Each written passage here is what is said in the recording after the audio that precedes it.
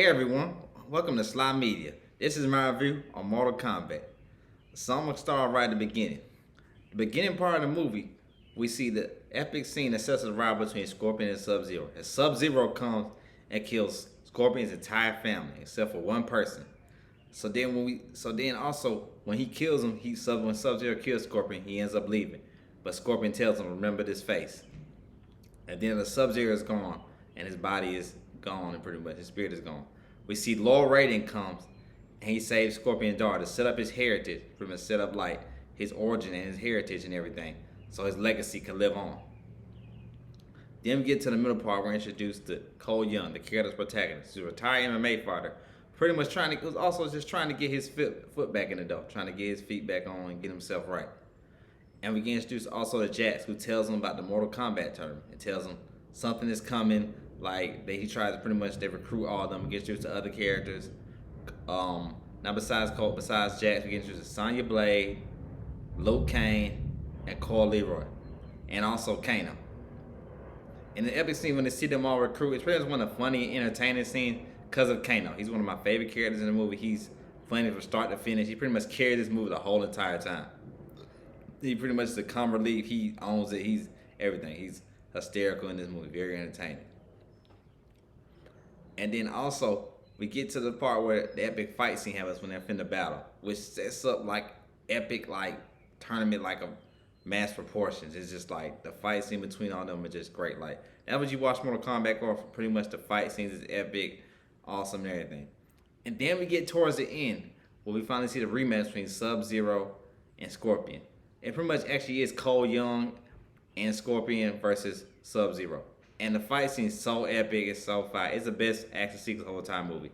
To me, the best action sequences are when they're all split up in Mortal Kombat and do their one-on-one fighting and the fight between Sub-Zero and Scorpion. And it just, that fight between those two, Sub-Zero holds his own against those two, against Scorpion and Cole Young, but towards the end, like, yeah, he can't hold his own one. They end up getting him.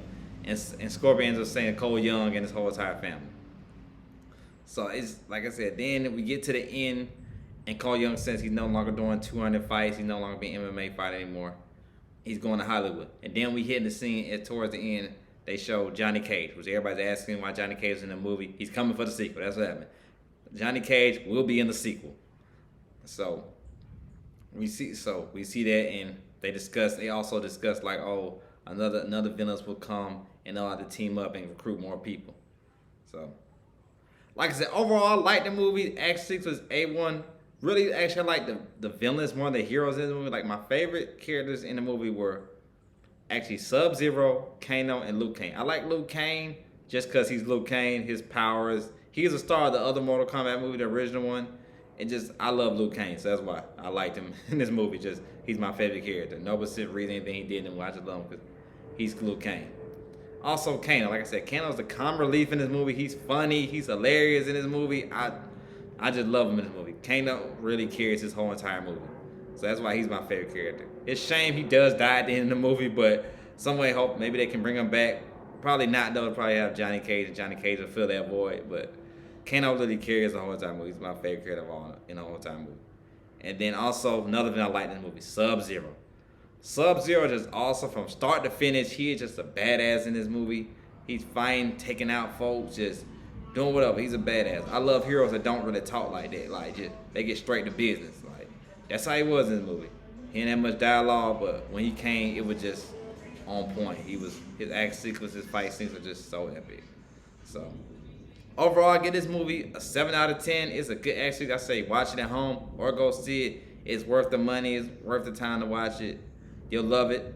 I can't wait for the sequel because I still want to explore some of the characters, even though I didn't care for Cole Young, for him to be a protagonist. I did not care for him in the movie at all, for him to be our protagonist. That didn't say, well, his character was too dull for me or anything. The way it's set up for him to be a relation to Scorpion and all that, it didn't pull off. It didn't pull it off like that. Sonya Blade and Jax were okay, but not really. And then Lord Raiden, he was alright too. I like his powers, but he was okay in the movie. Another character, Cole Lee, who ends up dying in the movie as well by Sub-Zero's boss. I don't really care for him as well either. So, like I said, I named my 3 favorite characters in the movie, but the rest of them are just dull to me. pretty much. But I still do want to see more. Maybe they'll do better for them in the sequel. So, like I said, I love it. I love Mortal Kombat. Go see it. I'm probably gonna watch it again tonight. Like I said, thanks for watching. Y'all have a good day.